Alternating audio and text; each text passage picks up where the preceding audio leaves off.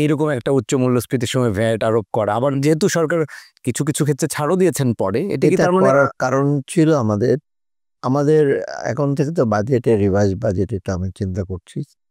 আমাদের ট্যাক্স এসে জিডিপির এসে লোয়েস্ট, কারণ বারে বারে সবাই বলছে, ইভেন ডোনার বলছে তোমার এত অল্প অর্থ দিয়ে কি করে তোমরা প্রশাসনের ব্যয় চালাবে, যেটা 100 অলমোস্ট 90% আমাদের রাজস্ব আয়ের ইসে। আবার ওদিকে এডিপি কিভাবে করবে, ধার দিয়ে তো বেশি দিন করা যাবে না। ওরা বলছে তোমার ইনকাম বাড়ো, ইনকাম বাড়ার উপর তো ট্যাক্স। এবং একটা উপায় হলো আমাদের সার্বিকভাবে আমাদের ট্যাক্স জিডিপির 7.8%, ডিরেক্ট ট্যাক্স যেহেতু কম, ডিরেক্ট কম, ভ্যাটের উপর আবার ডিপেন্ড করে। ভ্যাটটা হলে অপেক্ষাকৃতভাবে সহজ আদায় করা যায়, ট্যাক্স আদায় করতে হলে নানা রকম। সেখানে আবার আমাদের এনবিআর অফিসিয়ালদের অনেক রকম অভিযোগ, তাদের ব্যাপারে অভিযোগ আছে, তা অনেক রকম হ্যারাসমেন্টে করে, সেটা ভ্যাটটা বাস দোকান থেকে নিয়ে চলে আসে এটা। তা আমরা চেষ্টা করি, সেটা আমি রিসেন্টলি এটা করেছি যে ওভারঅল এর আগে যেটা করেছি কতগুলো এসআরও বাদ দিয়ে দিয়েছি। এসআরও কতগুলো ছিল আননেসেসারি, কতগুলো সুবিধা, বাড়তি সুবিধা, মানে ট্যাক্স এক্সপেন্ডিচারটা আমি কমাতে চেষ্টা করছি। কালেকশন এক্সপেন্ডিচার বা ট্যাক্সের ব্যাপারে ভর্তুকি। তারপরে ভ্যাট যেটা আছে 2.5%, 5, 7.5, পৃথিবীর কোনো দেশে কিন্তু এত টাইপের ভ্যাট হয় না। আমি চাচ্ছিলাম ইউনিফর্ম করতে, সেই জন্যে 10 জায়গায় 15 করেছি, যেটা 7 আছে সেটাকে 10-এর করেছি, কাছাকাছি নিতে।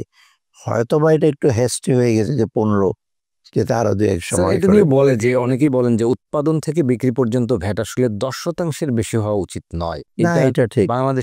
বাংলাদেশের কনটেক্সে যেহেতু আমরা দিয়ে অভ্যস্ত লো ট্যাক্স, সেটা লোকদের ধারণা দেয় পৃথিবী বলে ইন্ডিয়াতে 17-18% মতো ভ্যাট আছে, 12-13 আছে, অ্যাভারেজ 14-15 পৃথিবীর সব দেশই, অন্য দেশে আরো বেশি আছে ভ্যাট।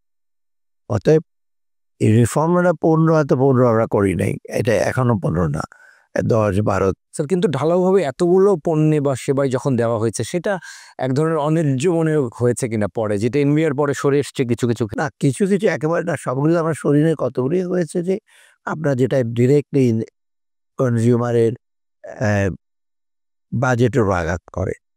যেমন আপনার ওষুধের ব্যাপারে আমরা কমিয়ে দিয়েছি, তারপর ইন্টারনেট কমিয়ে দিয়েছি, তারপরে আপনার এই যে বেশ আগে ছিল সব, এখন বুঝি না 3 স্টার এবং উপরে, আর বাকিগুলো দিতে হবে না ট্যাক্স। এগুলো আমরা কমিয়েছি কিছু কিছু। তো কিছু কিছু এখনো আছে, যেমন মিষ্টির দোকানে কমে নেই, কারণ মিষ্টি যদি যেই দামে বিক্রি হয়, সেখানে যদি 20-25 টাকা বেশি দেয়, এটা আহামরি একটা কিছু না, যেটা ভ্যাট অ্যাকাউন্ট দিতে হবে। মিষ্টির দোকানরা বলছে আমাদের প্রফিট যে কমেছে তা মনে হয় না। মিষ্টির দোকানের প্রফিট কিন্তু বাংলাদেশে কোয়াইট হাই।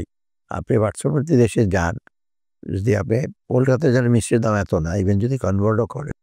অতএব আমাদের একটা টেন্ডেন্সি হলো ব্যবসায়ীরা খুব দ্রুত লাভ করে দ্রুত তারা বড় হতে চায়, যেটা পৃথিবীর কোনো দেশে হয় না। 25, 30, 40 বছর লাগে, আমাদের 5-10 বছর তোমার ফুলে ফেঁপে উঠে।